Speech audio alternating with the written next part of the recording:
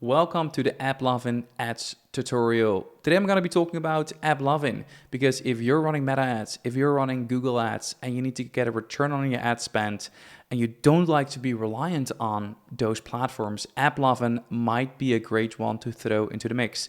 Today I'm going to be talking about what is AppLovin, like what is advertising on AppLovin, what does it mean, what are the best practices, and I'm going to be discussing a case study of a brand that we're running AppLovin ads for right now. So let's dive in. I've known about AppLovin for a while, but something that really grabbed my attention was Aaron, who I follow on X. He runs a brand called Breeze. Very successful brand, growing very fast, super fun to follow what those guys are doing there. And he publishes his marketing P&L on X.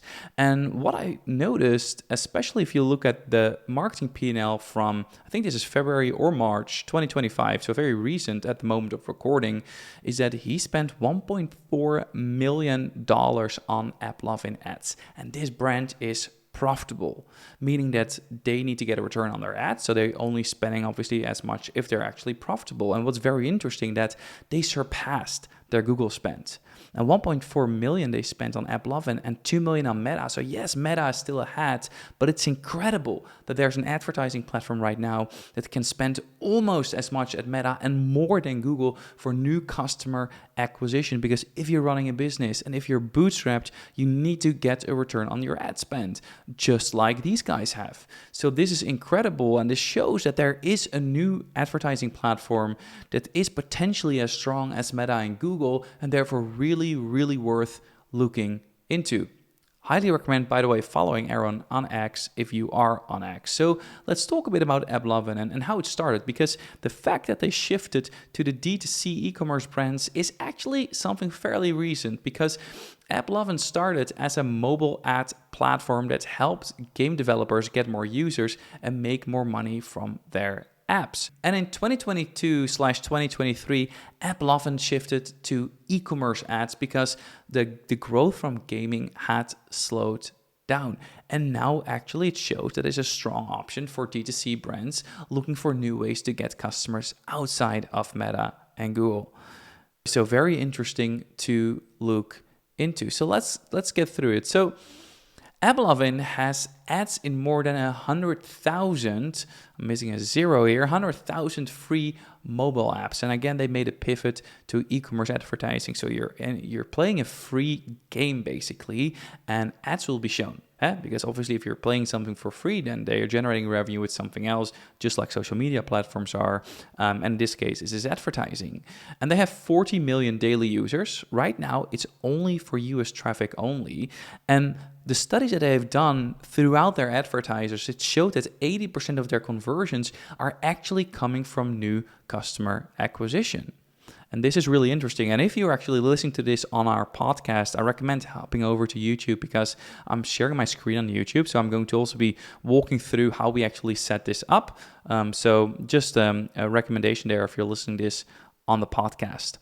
So what types of ads do you actually have when you're playing this free game? Well, basically there are two types. There are interstitial ads, which are basically unskippable ads for around 10 seconds, followed by an end card. So what you see with AppLovin ads is that you'll have an ad and then it ends with an end card. And the end card, as we'll go through in this tutorial, is actually crucial for getting the clicks. These unskippable ads typically appear between the level of games. Now, there's another type of ad, which is a rewarded ad, and these are up to 70 seconds. So they're 30 to 60 second skip delayed videos, followed by 30 second skip delayed end cards. And they're typically chosen by the user to get an in-game boost. Now, why is AppLovin so interesting? Because apparently their algorithm, their AI, actually is able to find people that are likely to convert, because we know that we can get clicks. We can get clicks on Pinterest. We can get clicks on X ads. We can get clicks on Reddit ads. But it doesn't matter if it does not convert. And the reason why AppLovin stands out is that it actually is able to generate clicks that convert into buyers. therefore generating a good enough ROAS for D2C brands that are bootstrapped to actually run ads. And that's why Aaron and the guys at Breeze are actually spending so much on AppLovin Ads. And it's not the only brand that is doing this. Now, there are two types of campaigns: a cost per purchase goal and a return on ad spend goal. And you can run them both at the same time. Generally, they say, hey, listen, start with both and see what is working best for you. Now, you can really compare it, if you're running a lot of meta ads, to some extent to like Advantage Plus shopping campaigns, because it's pretty hands-off, and then just setting different bid types. It's very similar to that. Now, what are the best practices set up? Now, generally, a campaign needs 10 to 50 conversions per day, and it's a click attribution only. So also in contrast, for example, to meta ads, where you have a 7-day click, 1-day view attribution by default, AppLovin just has a click attribution by default. And it's really cool that if you can actually see the conversions coming in the AppLovin dashboards, and it's verified in a third-party tracking tool. And they recommend to start with a daily budget of around $500 a day per campaign. So that's both for the cost per purchase, so the CPP campaign, and the ROAS campaign. So you would start with around $1,000 a day in total. It's good to understand that, especially if in your earlier phase of your business, that this is a recommendation of AppLovin, and what they're doing right now is in beta, right? So they're looking for businesses that are doing around 10 million in annual revenue, or are pacing to do 10 million in revenue, to accept them. In the link below, you'll see an application form that you can fill out. That's actually the Smart Marketer partner application form, so we'll get some credit for that, and you get $10,000 in free advertising credits if you apply through that link and they accept you in the beta. So right now it is limited to bigger brands, but obviously their goal is to roll out and make it a fully self-serving advertising platform. We'll go through the case study of Boom, but right now it's not as intuitive as running meta ads, in my opinion. But it doesn't matter, right, if the results are really there.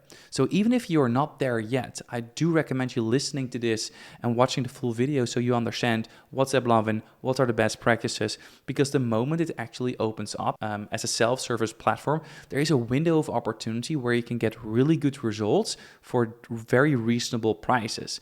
This is also what you saw with Meta. When Meta came on, it took a while for Meta ads to actually work really well, but there was a window of opportunity in the history of Meta where ROAS were like 2, 3, 4, 5x, right? You could scale this, and it was really a money printing machine. And then competition comes in, more people come in, people start to educate about it. So you'll lose that edge, you'll lose that window of opportunity. So being prepared to jump on whenever you can is probably a good idea. So obviously, when you're running this, you want to adjust where needed. And they recommend to use the core SKU that's generating 30% of sales or more. Now, if you're already running meta ads specifically, then you generally have 1, 2, or 3 front-end offers. And they recommend just to start using the offers that you're also already running on Meta. And they say, hey, listen, if there's a sales page, if there's a product page, if there's a pre-sale article that is converting on Meta very well, just use that. You'll see the same with the ads, actually, the creatives that they suggest. Just use your best performing meta ads creative, though they're slightly different than meta ads, and I'll go deeper into that. And they also say, please do use third-party tracking tools to validate that you're generating new customers, that it's not just returning customers, and that it's actually working for you. They have 2 attribution windows, which is just like a 0-day, so basically like click to purchase right away, and a 7-day click. We like to look at 7-day click. And the wild thing is that 70 to 80% of the purchases happen within the first hour, right? So we're not talking about 28-day click attribution windows where you have multi-touch on different platforms. No. 80% of the customers that they're generating are actually new customers, and 70 to 80% of those purchases happen within the first hour. So that is really promising. So what are the best practices for the creatives? Well, AppLovin, because you're obviously playing a game and you'll see a video, it's only video creative right now. It's also only 9:16, so story format videos. The videos should be 30 to 60 seconds, and they should have subtitles because generally people play these games while muted. Now, what is slightly different than meta ads that you need to have an end card. It's kind of something like you can compare to a carousel ad, and you have like a last carousel ad with like a call to action, for example, specifically in Meta, but you need an end card. And I can show you here a few examples of end cards that are also publicly available just to look at, because those end cards, that's where the majority of the click happens. So people watch the video, and then you need the end card to basically seal the deal, meaning that you give people actually a reason to click. So for the people that are listening on the podcast, I'll just describe a few end cards. So it's 9x16, and it basically combines both text, a call to action, benefits, and really good images of the product, whatever it is. Also, you could use and run these on Meta as well. It's a display, for example, an offer that you're running. So here are a few end cards that are publicly available as well for you to see on the AppLovin website. But what you can basically see is that it gives generally a benefit statement. It gives multiple benefits of the product. For example, there's a big call to action, shop now button that you can see. If you're running a sale, you'll include the discount code, for example, as you can see here, that Bombas is doing. So they have these 6 product images that we're looking at of different socks. They say women everyday compression socks, 20% off, and this is the code. Or Dr. Squatch here, where you see 6 of their products save up to 15%. So it definitely also works in promotional periods. But also here, like this is an image ad that you could also run, like from a skincare brand, with 6 benefits surrounding it with a shop now button, right? So it's nothing crazy or nothing fancy. Now, these can be static images or these can be GIFs as well. It's important that the CTA buttons need to be pretty big, because that's really where the click happens. And what you can do is you can use these if you want to create some of these end cards yourself. You can use these, download them, and use ChatGPT 4o that has a great image creation tool to upload these, give them your product images, give them your brand guidelines, and ChatGPT can recreate this for you guys. Now, if you want me to make a tutorial on YouTube on how you use ChatGPT 4o for your meta ad images, please let me know in the comments. I'll happy to do that. But these are just a few examples of end cards. So this gives you a high-level overview of what AppLovin is, who is it for, specifically for D2C brands, and some of the best practices. So let's now dive into a little case study, because we are running AppLovin Ads for Boom Beauty. For anyone who's not familiar with Boom, Boom is a brand that sells makeup for women over 50. And they're really pro-age. And one of the main pages that Boom was basically built with, their customer acquisition offer, was the 5 makeup tips for older women. And this is something that we call a pre-sale article. It's an educational article. It's pretty condensed, that basically naturally leads them to buy hopefully one of their best products, which is the Boomstick Trio, which is like, I say best products, I mean with that best acquisition products. This is generally how we acquire customers. It's about $79. You have some cross-sells, upsells, so AOV will go up a bit, but that's basically the front-end offer that we're using on Meta, that we're seeing most success with, and therefore that's also what we're using with AppLovin. Now, right here, you basically see the ads manager of AppLovin. So this is the campaign level. And just like with Meta, you have a campaign level, an ad set level, and an ad level.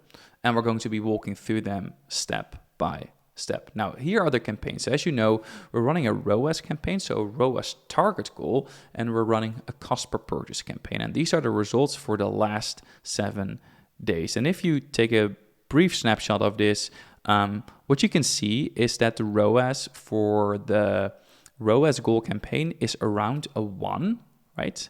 97%.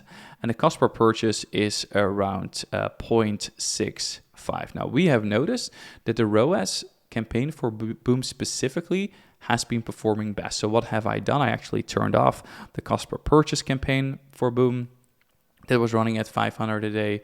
And I have, in this case, I just let the ROAS campaign run, because this is, it's not ideal, a 1x ROAS, but it's a fairly good start for a brand new platform. You also have a different pixel. I think it's called the Axon pixel for AppLovin. You need to install that on your Shopify if you're on Shopify. So this is a brand new pixel with no data, right? So the fact that we can run ads on a click basis for a 1x at a fairly low budget is for us proof enough that we're going to keep testing this and just keep testing a bunch of other things. And the testing cadence that we're going to go through is similar as with Meta, right? Because even though they say that you should start with your best performing page, which is the 5 makeup tips, I absolutely do want to test, for example, the product page. So going from the ads that we have right now, going to the Boom Trio product page. on the AppLovin Ads specifically. Something that really stood out for us is that CTR is not CTR, its click-through rate is pretty high. So it's 4.41%. We have a $34 CPM, which is not exceptionally high, pretty decent, but that's running. But we have a very high click-through rate. So let me just go into these campaigns one by one, and we'll dive a bit deeper. So this is basically the campaign property. So I'm gonna click in. So right now you can only run ads to the US. What you can do is actually target specific states. That is absolutely possible. We don't do that. We have it open. And they recommend to start with at least 5 ads. Now that's something that I have done. We created 5 ads, which were basically the best performing video ads that we had for Boom, but they had to be 9:16 and shorter than 60 seconds. So we had to make some changes there. And as you can see here, I'm gonna play one. These are basically the ads that we're running with. The first stick that I wear is Bloom Glow. It's a moisturizer that you can just use all day long if you like. Lips, mouth, eyes, just a little bit of freshening. Made from honey, from beeswax, from olive oil. I blend on all over. So what we're looking at is basically a testimonial ads, right? A mashup of different testimonials that we know that works well for them. Moisturize. Now it's time for my favorite. Blue color. I don't know how you... I'm truly... All right, I think this makes sense. Let's look at one of the other ones, because what we did try to do is to have a wide variety of types of videos. So we had, this was a testimonial mashup, and this is basically a bit more edited of the Boom trio. We see them shown. We see another testimonial, but without talking. We see just people put on the Boomstick trio. Well, you see what I mean here. So these are the types of ads that we're running. So it's nothing fancy because we're already running this on Meta, right? We already know that these are working on Meta. And if you look at the ad level specific, there were some ads that had lower ROAS numbers. So for example, like a 0.5, and it's against their recommendation, but I actually did turn them off. And I also did see an increase of results here. And you can see that they also automatically shift budget towards ads that perform better, just like Meta does. But let's just look, because we launched, I think, around the 14th or something like that, what the ROAS campaign has done in total, because I did make some optimization changes recently. Okay, it's loaded. So we spent $6,500 in this campaign. And what I noticed is it was actually pushing quite some budgets to some low performing ads. So I actually turned those off, because we had an ad specifically in the beginning that was getting quite a bit of budget at like a 0.05 ROAS. So that wasn't really working. $650 CPA. So I did turn it off. But we have a few actually at $80 to $87 CPA that are hovering around the 1x ROAS. So that's definitely worth for us to keep going. Now let's look at the cost per purchase campaign. We're running the exact same creatives, right? So the difference between these campaigns is that one is optimized for cost per purchase goal and the other is optimized for a ROAS goal. And as you can see, we here set the cost per purchase bid at 85 because we know that's around the average order value. So that's basically our cost per purchase goal. And you see that the ROAS is much, much lower, like a 0.5, 150, let's say, dollar CPA. So this was not working for us, but they're the exact same ads. And what you can see is that the click-through rate actually is very strong. So what's the difference? The difference is that for some reason, the optimization with the ROAS goal gets better people, meaning contextually better because they convert better, because the click-through rate is fairly similar. Now, there is something else that is different though, which I think is the CPM, because the CPM of the cost per purchase goal is higher, making obviously our cost per click also higher. It does have a slightly higher click-through rate. I would have to run the exact numbers, but my best guess that this has a slightly lower conversion rate and also slightly higher cost per click, therefore not getting the CPA that we need. This is a slightly lower CPM, slightly lower click-through rate, but we have the clicks with a bit stronger conversion rate, and therefore, at least trending towards a CPA that's better. Now, as you can see, if we just focus on the ROAS goal real quick, the ROAS campaign, we ran this. We launched it the 21st, right? So this has been running for around 2 weeks, and I made the optimization in the last few days. It was probably around let's just take Wednesday and look what the results did, because it went from a 0.85 to a 1.1 ROAS, right? So what did I do? I turned off those 2 underperforming ads. Now, I obviously tried to follow whatever, especially a new platform, is giving as recommendations, but I was a bit stubborn and I did turn off those 2 underperforming ads, and it actually has improved the results, because over the last couple of 3 days, we are over 1.1 ROAS on a click attribution, and we can verify this in our third-party tracking tool. Now, next step for this, test new creatives. Even though our click-through rate is really strong, because AppLovin says, hey, you want to get to like over 3% click-through rate on AppLovin, which is different from Meta, right? Because we want to be over 1% on average, I would say. But for Boom, we are getting already a 2% on Meta, so we're getting a 4% on AppLovin, which is great. So I want to test new creators, obviously, but I also want to test new pages on AppLovin. So next steps are for me like, okay, we're going to set up the same ROAS goal, same ROAS campaign with the same ROAS goal, and I'm going to change the page. Can I get the conversion up with that a bit, for example? Another thing that I could test, obviously, is setting different ROAS goal. Maybe we'll do some state targeting. I'll keep you guys up to date with it. But that's basically, in a nutshell, what we have done so far. And I'm very confident that we can get this actually at a number that really works at scale for us. Other brands have been able to do that, and we're rolling it out with a lot of clients in Smart Marketer agency as well. I hope this was helpful. I've given you an overview of AppLovin, and hopefully also I've shown that, hey, there are actually platforms coming up that can compete with performance, actually, with Meta and Google. There are advertising platforms right now like AppLovin that for bootstrap businesses could actually mean a lot, so that we're not only reliant on Meta and Google. Now, obviously, it is in beta right now, so it's restricted to certain types of businesses, but over time, they're going to roll this out. So they're giving you a high-level overview. What is it? What types of ads? What are the initial results? And I've given you an overview of what we're doing with Boom and the initial results and the next steps that we're going to take. And in the future, I will absolutely make a follow-up period if we have tested a bit more. I hope this was helpful. Hope you have a great rest of your day, and see you later. Bye-bye.